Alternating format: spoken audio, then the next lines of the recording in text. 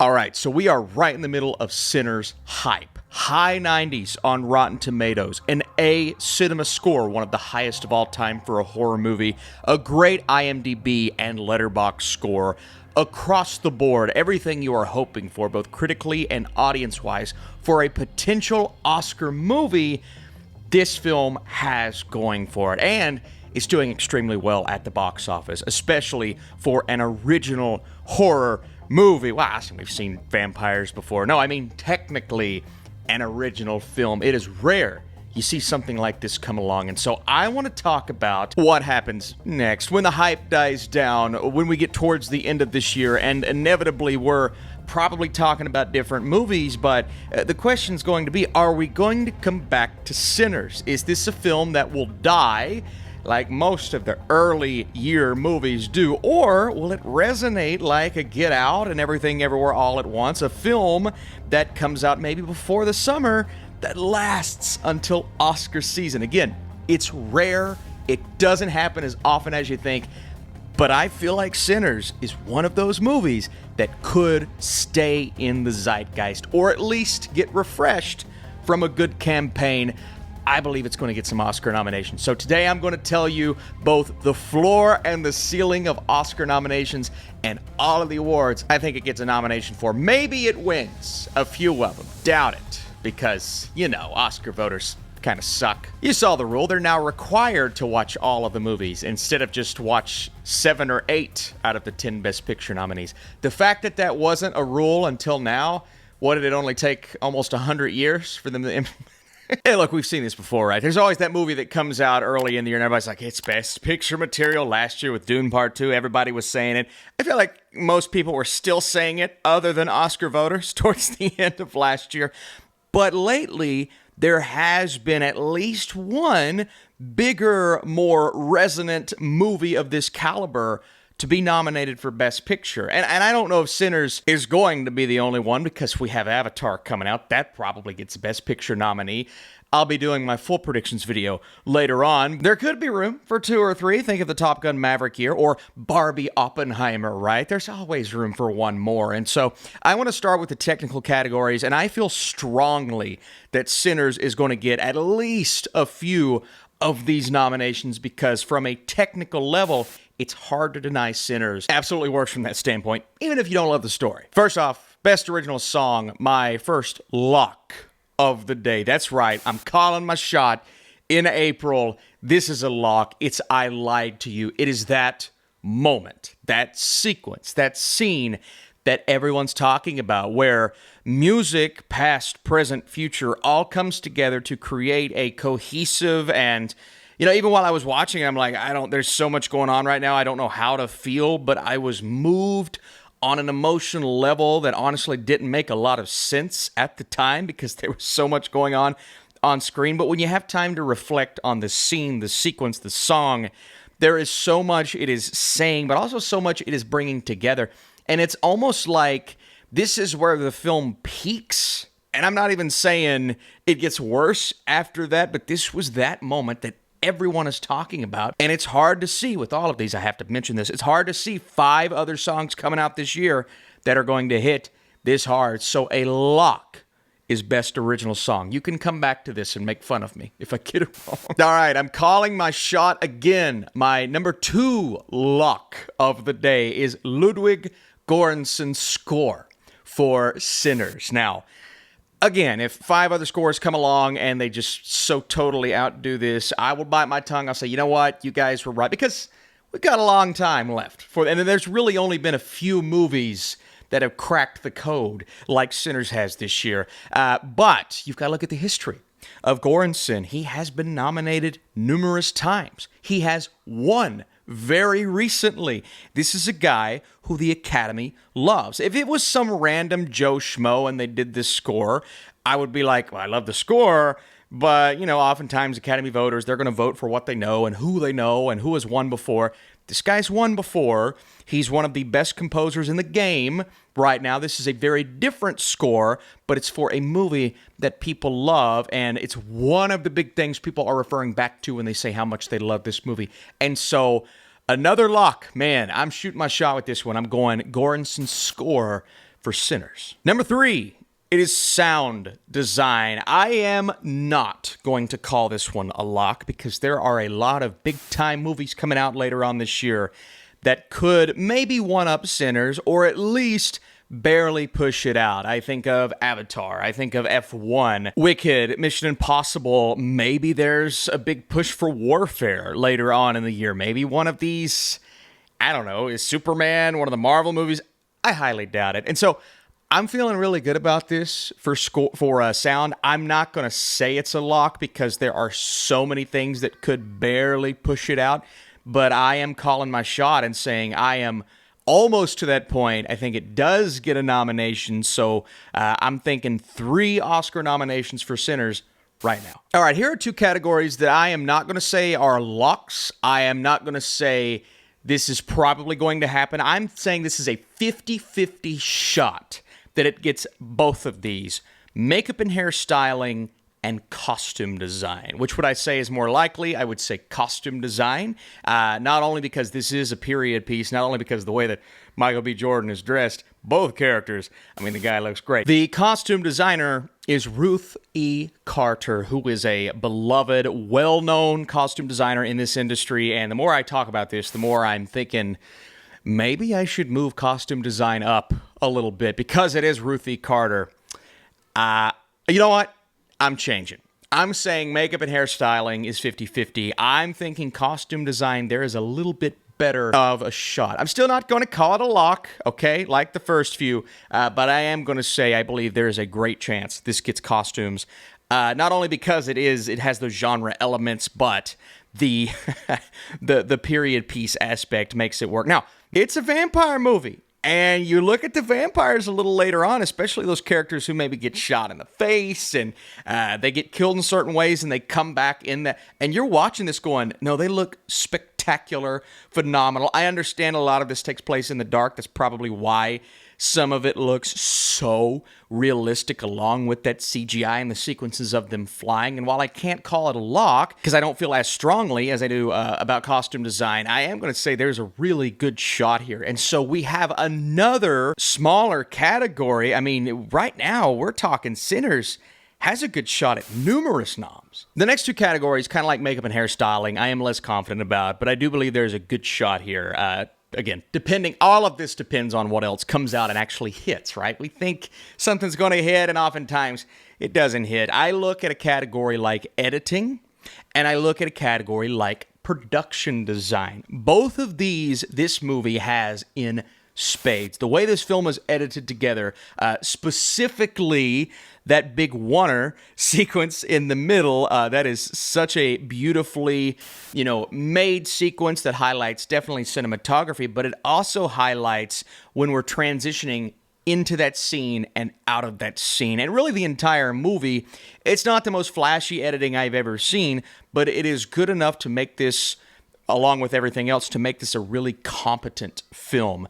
Production design, obviously a lot of this takes place in one building, but even outside of that, the town that they were able to create, and within and outside of that building that we're showcasing and highlighting all throughout the movie, was awesome. If I had to choose one, I would probably go editing over production design. I think of all of the other movies coming out this year, Begonia, Wicked for Good, Frankenstein, One Battle After Another. You got a Wes Anderson movie. So a lot of movies that could definitely push it out, and I'd say a weaker category for Sinners, but editing makes a lot of sense to me.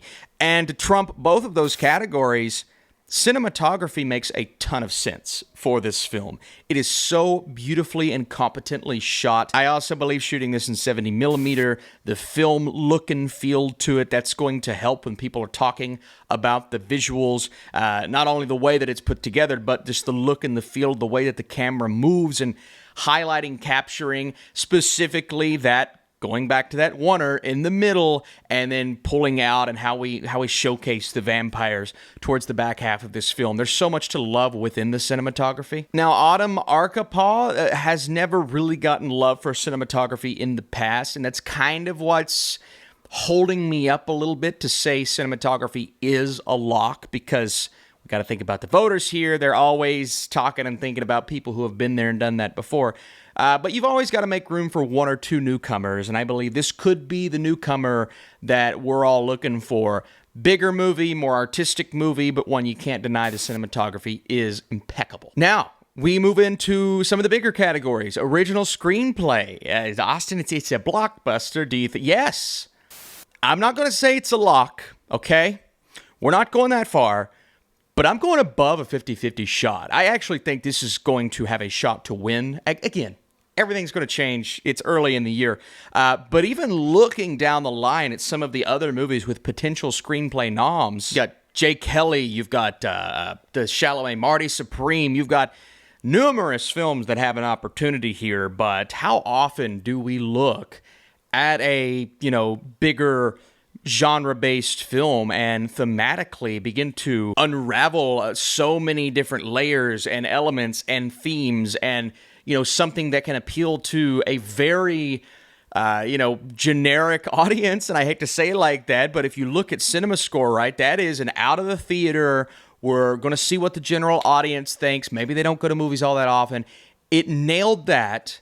It nailed everything you need with critics and Metacritic and, just across the board, it's resonating with everyone. And I do think people are going to look in this, and just the love for Ryan Coogler. I'm seeing so much love for him right now, and this is almost like, finally, we made it. He's had Best Picture nominated movies before, right? He had a ton of success. He has crossed the line with Black Panther and Creed. If you think he's doing that and then not doing it for Sinners, because it came out early in the year, I'm sorry to tell you, there's a great chance. I've had some people trying to argue me, Austin, Sinners isn't going to break. Why? Black Panther did it and Creed did it. And people were talking about Wakanda Forever maybe doing it, right? And that's one of his lowest rated movies. And so I'm like, why can't Sinners get this love? I think it gets in for screenplay. Again, I'm not going to go as far to say it is a lock because it is so early in the year. Maybe if it was November, then I would say it's a lock. But I'm going to say yes for screenplay. For director, it's hard to lock it in with so many great movies coming out, but I'm also going to say it's got a great shot in director. Again, the Coogler love beyond the screenplay to bring this movie together, to showcase what he did. I'm thinking director is going to give Coogler a good chance. And so director, screenplay, both of them, I'm predicting. And that's insane. Now, you're going to ask, Austin, what about the acting categories? Could Michael B. Jordan break through? I don't know if this is the movie to get an acting nomination. I can't really see, Steinfeld. I can't really see anyone there getting in, even the bigger name, even the smaller characters that I think resonated a bit more. For supporting, Jack O'Connell is amazing, but where he's playing an antagonist and we don't get a lot of depth from his character, I don't think he would break through. Delroy Lindo, there's a shot there. Delroy Lindo, the screen time that he has in this film is fantastic. But again, I don't see Sinners as a movie that gets acting noms. Maybe some of those first time feature awards as we get further into award season for Miles Caton. Is it Caton or Catton? Caton? Because he's genuinely great. And I would love to see it. I would also love to see it for Michael B. Jordan. Which one do we give it to him for? Just say for the twins, all right?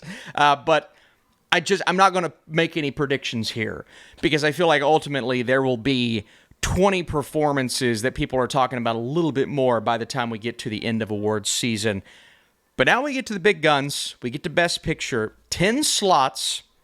Does Sinners make it? I am too scared to say it's a lock, but I'm going as close of a lock as you could imagine for Sinners. I'm going to say it gets a Best Picture nomination, and I'm not talking like, it's one of the last 5 that barely squeaks in, gets in, and maybe that happens, right? Again, we don't know what's going to happen this year. Maybe we get 5 or 6 movies that just blow us away, come out of nowhere, because I've got a list of films that have a good chance, but there are also some movies that could just come out and slap us right in the face and say, hey, we're good too, man, all right? You need to relax.